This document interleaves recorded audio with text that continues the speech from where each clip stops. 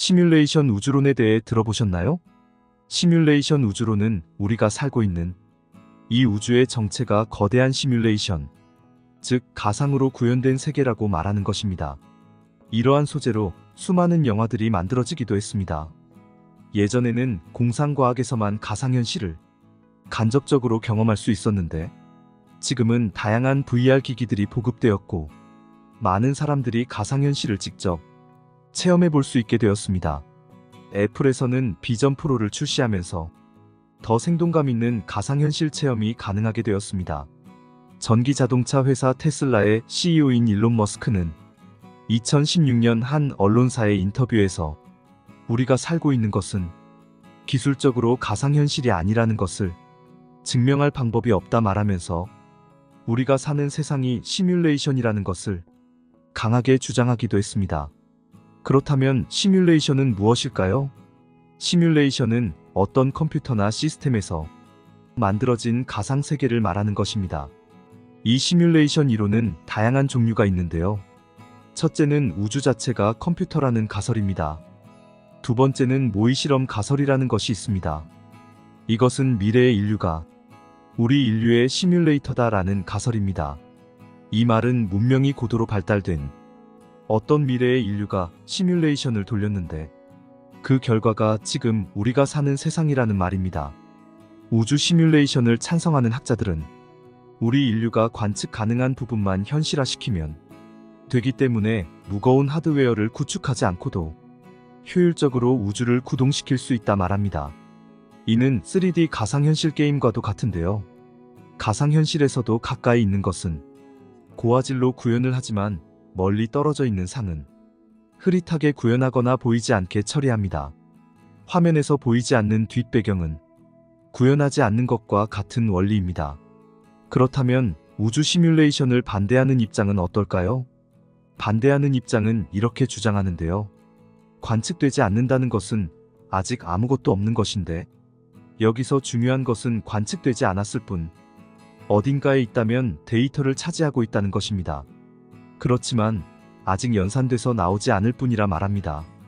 그러나 가까이 접근하면 그때 연산돼서 관측이 가능하게 된다 말합니다. 즉 시뮬레이션 우주론을 반대하는 입장은 관측해서 보이는 것은 연산을 하는 것이고 실체는 보이지 않을 뿐 데이터 상태로 존재한다 주장합니다. 그러면서 반문합니다. 과연 이 광활한 우주를 데이터로 담을 수 있을까? 절대 그럴 수 없다라고 말합니다.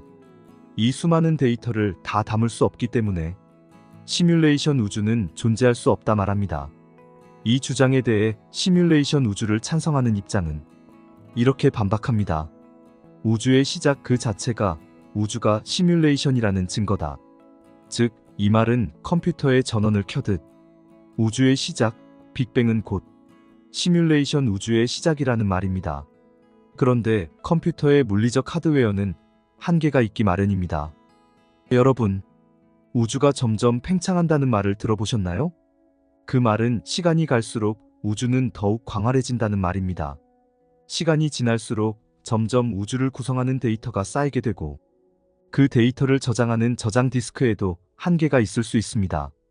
그러면 더 많은 저장 디스크를 추가하게 되고 그 물리적 저장 디스크를 구동하기 위해서는 더 높은 파워가 있어야 합니다. 그렇기 때문에 찬성 측에서는 우주에 제한이 있다 말합니다. 모든 우주는 원자로 이루어져 있는데 이는 더 이상 나눌 수 없는 최소 단위가 존재한다는 말입니다.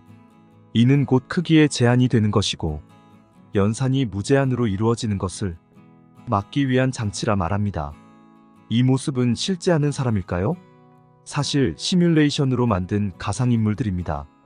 기술의 발전으로 점점 현실 인물과 차이를 느끼지 못할 정도가 되었습니다. 시뮬레이션 우주를 찬성하는 입장은 이처럼 가상이 만들어낸 현실과 우리가 사는 세상이 차이가 없다고 말합니다. 그러면서 반대측을 향해 이런 질문을 던집니다. 이 우주가 가상이 아니라는 근거를 찾을 수 있을까? 우주의 상수. 우리의 우주는 아무렇게나 마음대로 우주 공간을 떠도는 것 같지만 사실 중력과 양력, 전자기력과 중력으로 서로들만의 규칙을 가지고 있습니다. 우주의 상수들이 중력과 전자기력, 플랑크 상수는 우주의 규칙들을 정의하고 있습니다.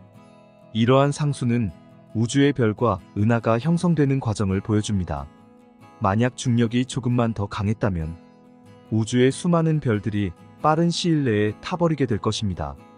그렇게 된다면 생명체에 필요한 에너지를 만들 시간이 부족했을 것이고, 반대로 중력이 너무 약하게 작용했다면 별들의 형성이 이루어지지 못해 우주에는 먼지들만 떠돌게 될 것입니다.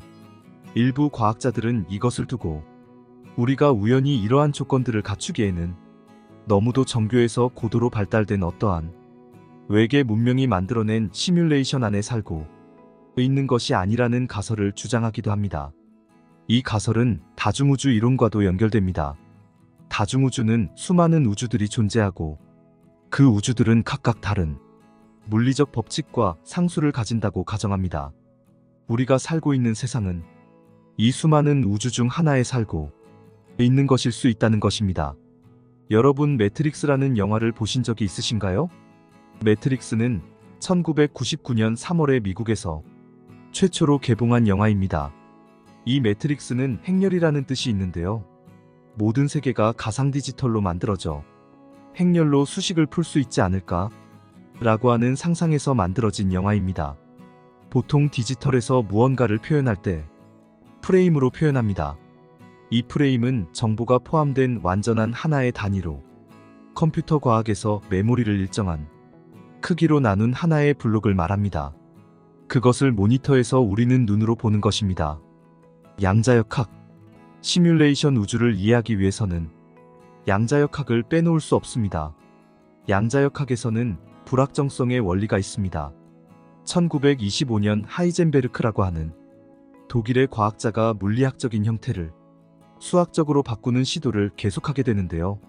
실제로 물리학적인 형태를 수학적으로 바꾸어 봤더니 수학에서도 물리학에서 말하는 에너지 보전 법칙을 만족하게 됨을 알게 됩니다. 그런데 물리 법칙을 숫자로 옮기는 과정에서 수학적 숫자와 행렬의 숫자의 차이를 알게 됩니다.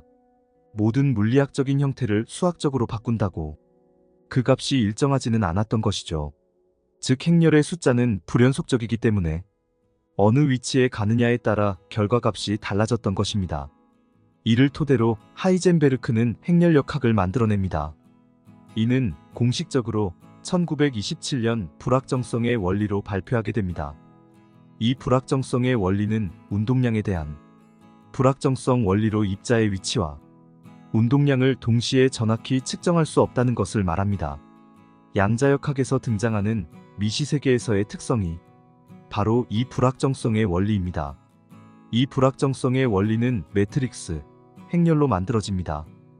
2012년에 워싱턴 대학교 사일러스 빈 교수는 수치적 시뮬레이션으로서의 우주에 대한 제약이라는 논문을 발표하는데요. 이 논문은 세계가 정말로 시뮬레이션인지를 연구하는 방법에 관한 내용을 다루고 있습니다. 우주에는 4가지의 힘이 있는데 양력, 강력, 전자기력, 중력입니다. 이 힘을 컴퓨터로 넣어서 시뮬레이션을 돌려봅니다. 그리고 무슨 일이 벌어지는지를 관찰하게 되는데요. 이 시뮬레이션에서 세상을 구성하는 가장 작은 단위를 발견하게 됩니다. 지금까지 우리는 원자가 가장 작은 단위로 알고 있었는데 그보다 더 작은 단위를 쿼크라고 합니다. 시뮬레이션 안에서 세상과 동일한 형태의 물리량과 현상을 수식으로 넣고 지켜봅니다.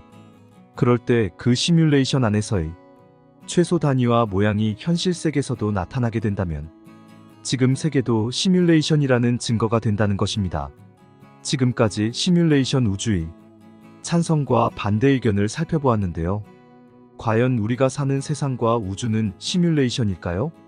여러분은 어떻게 생각하시나요? 오늘은 여기까지입니다. 다음에도 재미있고 유익한 주제로 찾아뵙도록 하겠습니다. 오늘 하루도 행복하세요. 영상을 끝까지 시청해주셔서 감사합니다.